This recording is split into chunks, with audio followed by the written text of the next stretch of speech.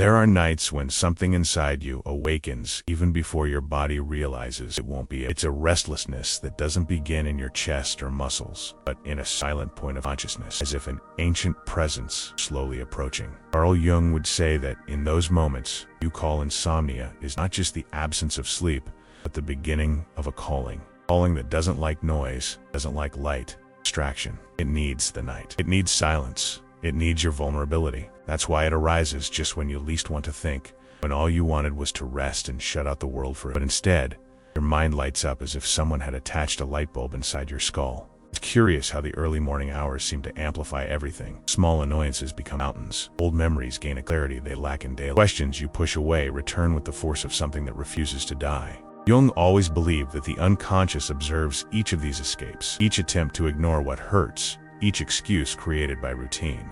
And it waits. It waits because it knows there comes a moment when the ego finally tires. And when the ego tires, the door opens. Insomnia for Jung is that door you don't control. That unexpected threshold where psyche approaches and says, "Now you will listen to me." The strangest thing about this experience is that it doesn't start out clear. First come the scattered thoughts, that seemingly meaningless confusion. Then a specific memory, a face, a fear, a desire you tried to cover up with work, commitments, empty conversations. But the early morning hours don't accept tricks. They confront you with the parts you tried to hide. And Jung knew this because he saw exactly this pattern in his patients. When the persona is weak, the truth appears. So what do? You look away. You fiddle with your phone.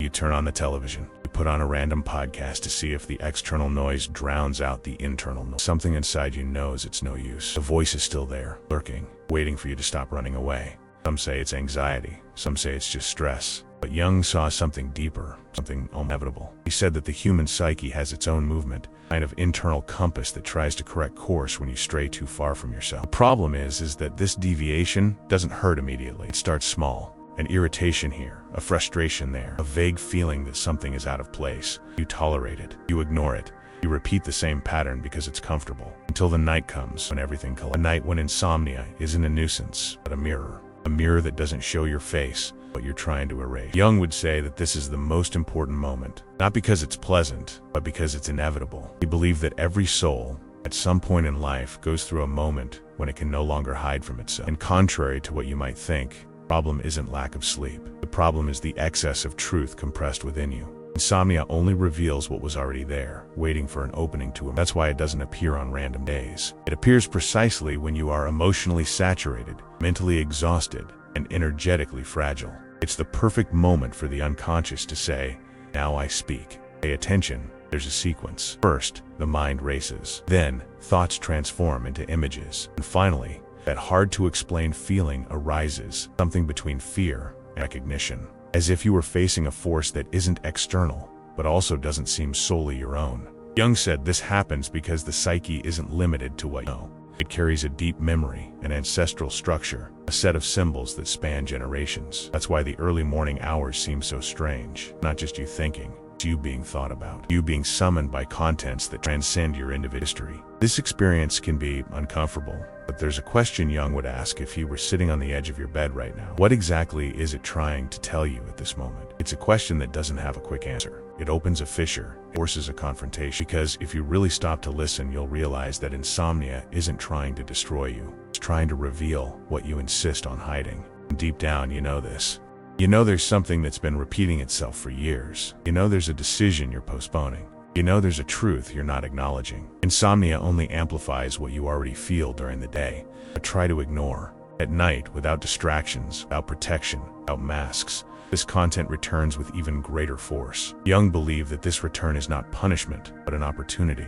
An opportunity to see, for the first time, what defines your next. Therefore, even if it hurts, even if it bothers you, even if it confronts you with difficult parts of yourself, insomnia serves a purpose. It opens the way, creates the opening. It marks the beginning. But this beginning only makes sense if you have the courage to move forward. The night is just beginning. The door is ajar. And Jung, with his firm and silent gaze, seems to say that something is waiting for you just beyond this point. The early morning hours never arrive without, but you only realize this when you're already in the middle, trying to understand why your body is tired, yet your mind remains awake as if high alert. Jung would say that this strange state, almost between wakefulness and trance, not a mistake of your biology. It's a reorganization.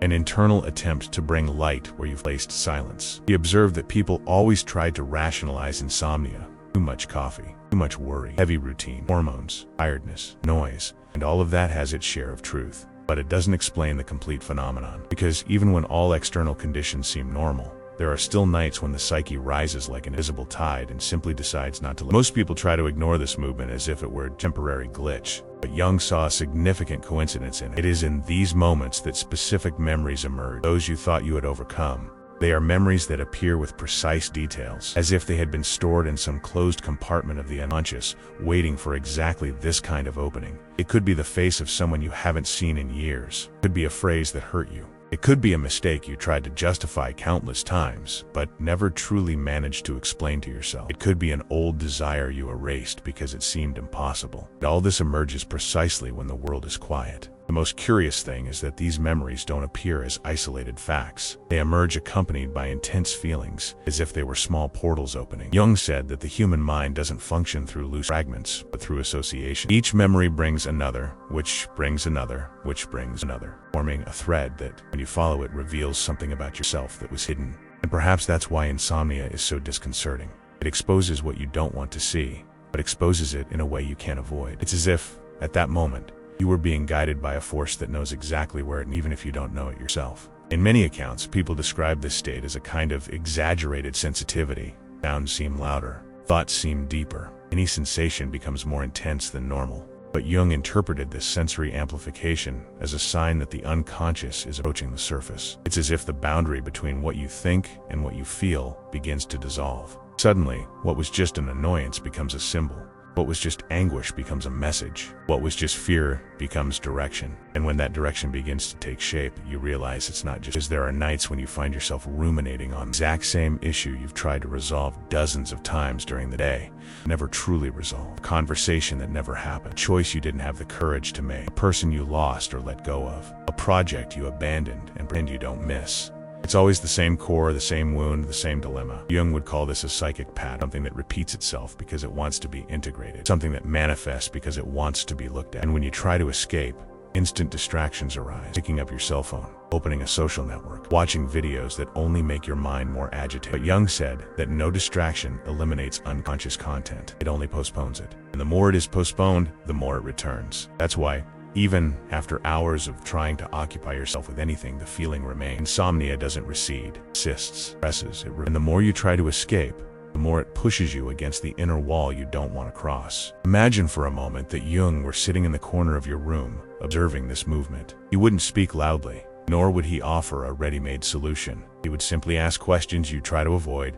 What are you afraid to face? Why does this thought always return to the same? What within you is asking for change, but these questions are not accusations. They are invitations. Invitations to break free from autopilot, to break free from repetition, to break free from the mask you wear every day. And perhaps that's precisely what makes insomnia so powerful. Knocks down the mask, even if you try to hold on to it. There are also those nights when the body seems to want to cooperate, but the mind creates such vivid scenes that it's possible to, almost as if you were trapped in an incessant flow of images. Jung said that this is the moment when the unconscious sends symbolic material directly, as if trying to get your attention with the language it masters best, images. He believed that the unconscious does not speak in words, but in representations. Therefore, when you see, during the early hours of the morning, situations, faces, places, and sensations cannot explain, it is likely that you are being exposed to a symbolic message that is much clearer than you imagine.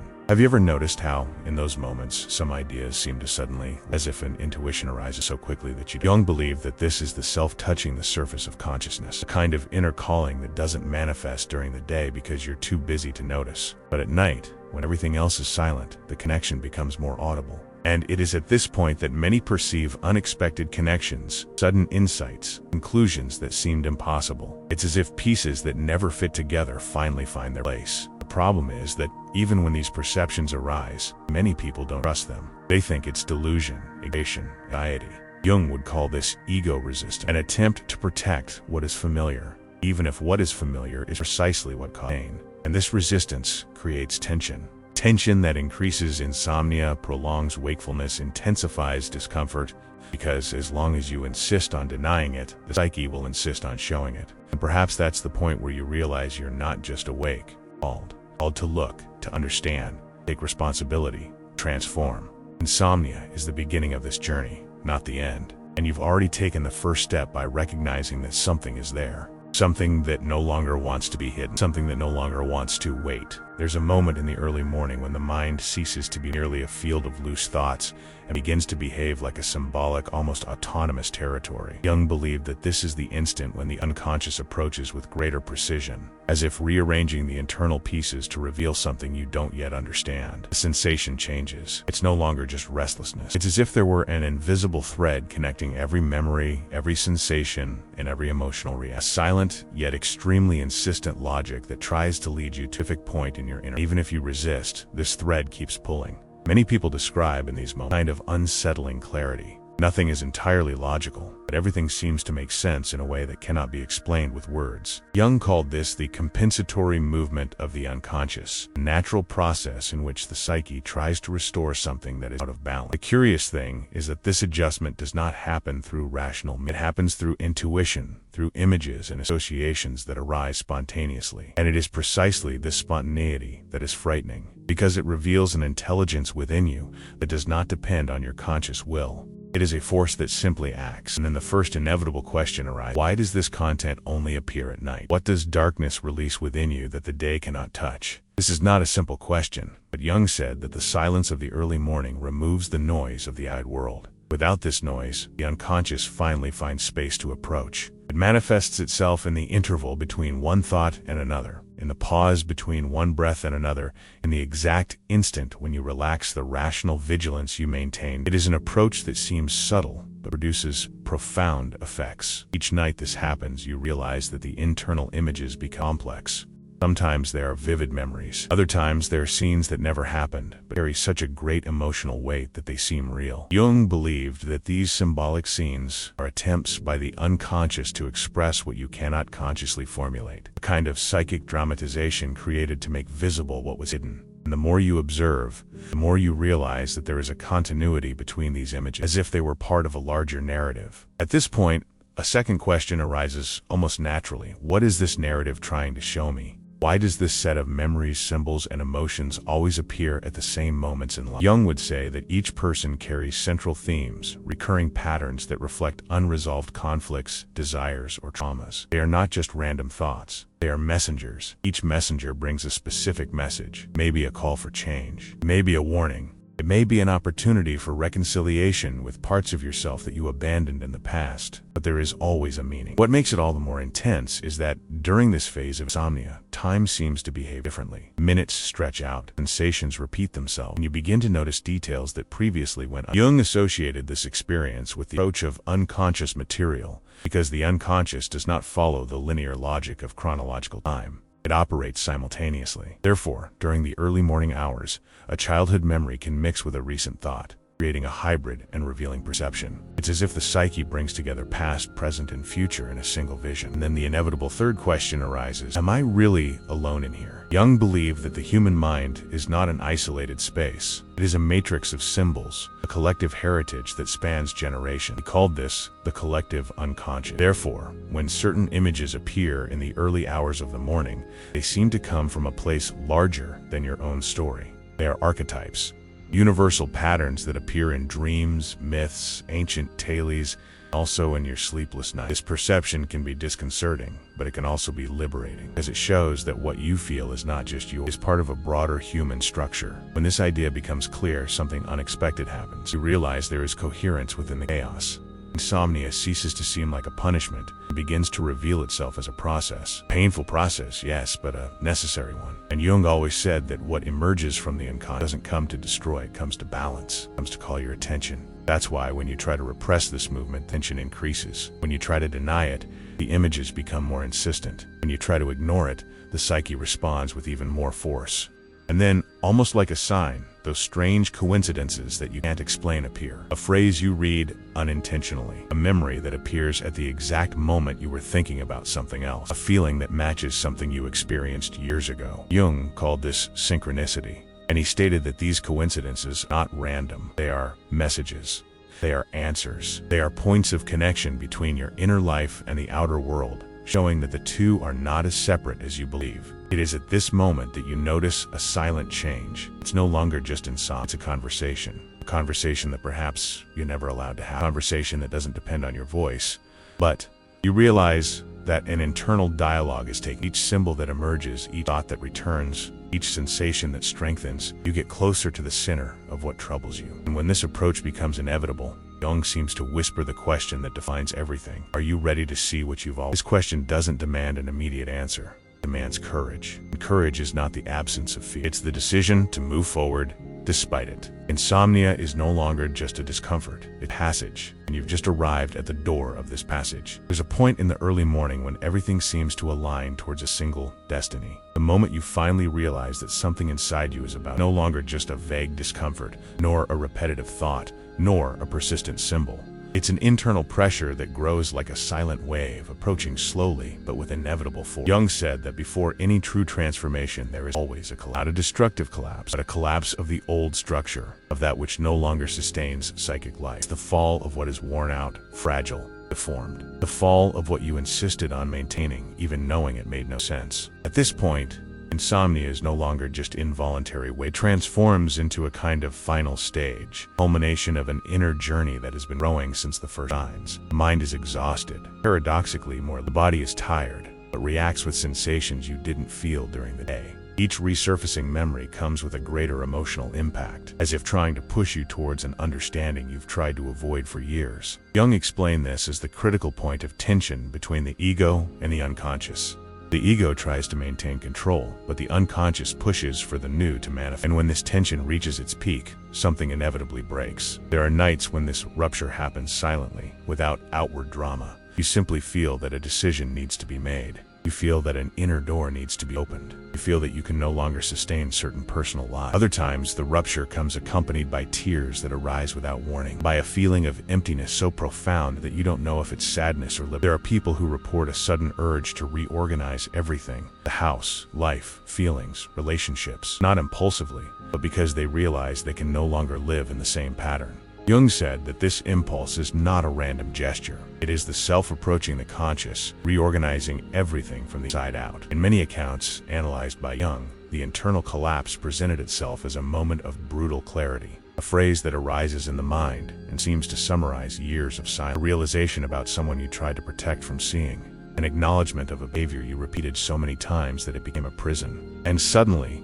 in the middle of the night, something inside you admits, impossible to continue. It is at this instant that the collapse becomes, because what collapses is not you, the way you have been trying to survive. It's interesting to see how, in the hours leading up to this clarity, insomnia intensifies certain emotions. Fear becomes more acute, but also more honest. Sadness approaches, brings with it a sense of recognition.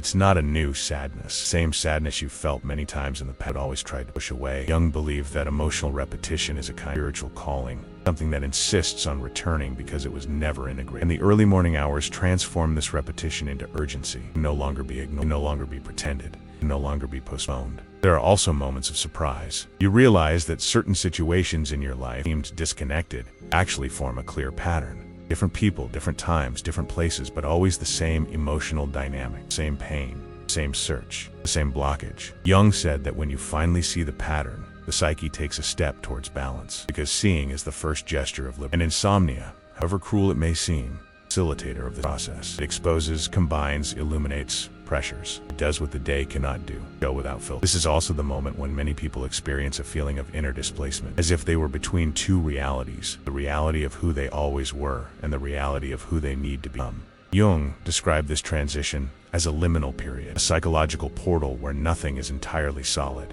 You are no longer the old version, but you haven't yet incorporated the new one. It's an uncomfortable, often painful, but profoundly necessary space, because no transformation happens without this interval between death and some, during this process, begin to realize that certain bonds have weakened, not because of a lack of love, but because they no longer support the journey of growth. Others realize that there are pending conversations, decisions that need to be made, boundaries that need set. Jung said that the unconscious doesn't awaken for no reason. It awakens when you're ready, even if you don't know it yet. That's why the emotional collapse in the middle of the night isn't punishment, maturation. It's the beginning of a healthy, albeit painful, break. And there's a fundamental detail that Jung pointed out.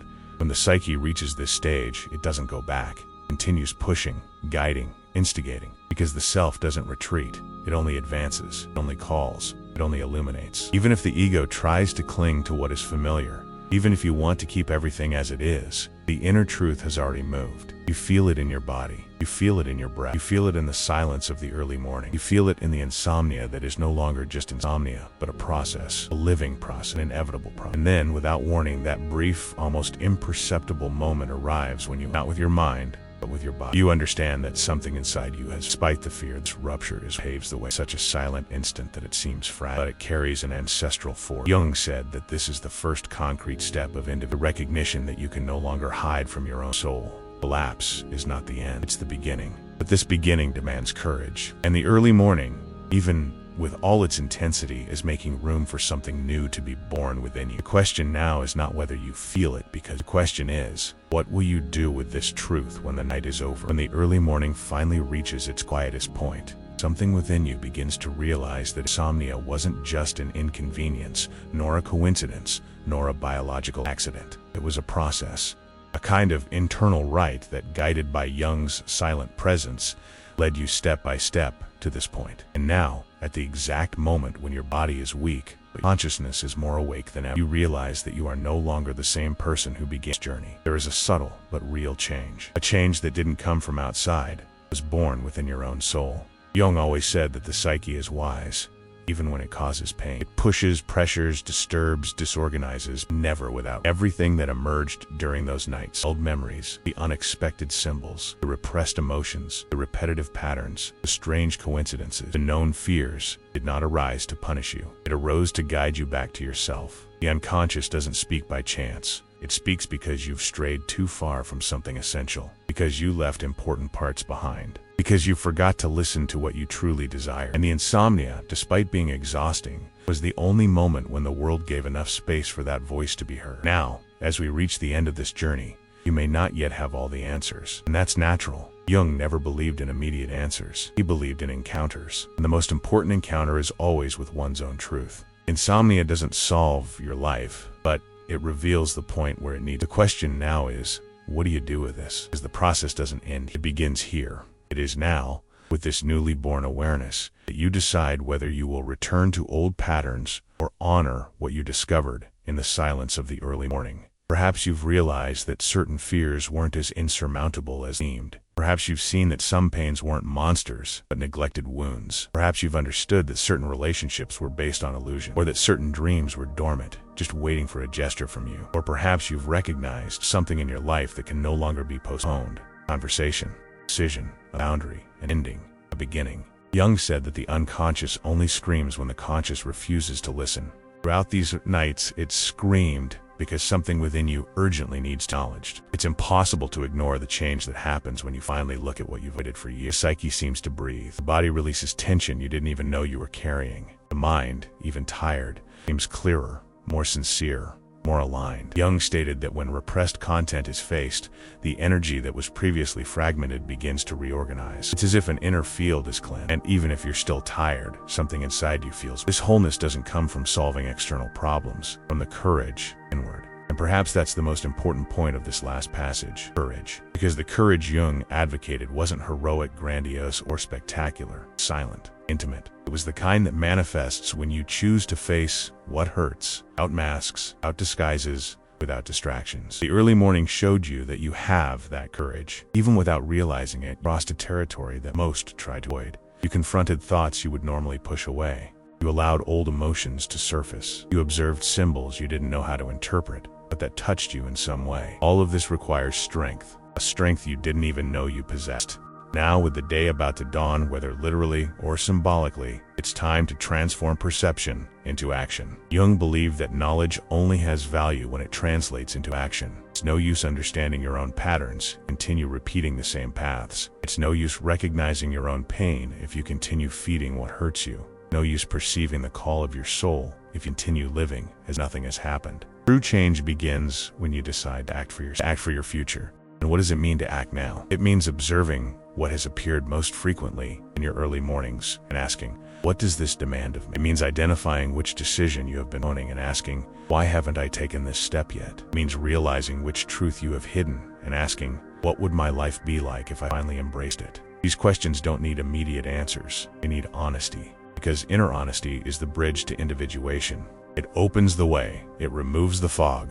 It allows the self to guide your next steps. Jung said that the self, that profound presence, that silent intelligence within the soul, never abandons someone who decides to walk towards the truth. From the moment you say, I am listening, something within you aligns. Not like magic, but as a natural consequence of encountering yourself. The self is not guided by fear, authenticity. It does not prioritize comfort, but integrity. It does not offer shortcuts, but meaning. Now you have the chance to follow that meaning with more clarity than ever before. Insomnia, then, takes on a different meaning. It ceases to be an enemy. It ceases to be a burden. It ceases to be punishment. It becomes a portal to consciousness, a portal to inner reconciliation, a portal to the life you haven't yet lived, but which has always been latent within you, a portal to the version of yourself that Jung believed we all carry, the most complete, most awakened, most aligned, most truthful version. And before we conclude, there's a simple gesture that can completely transform your next few nights. The next time insomnia strikes, instead of fighting it, sit for a moment and write down the question that summarized this entire journey.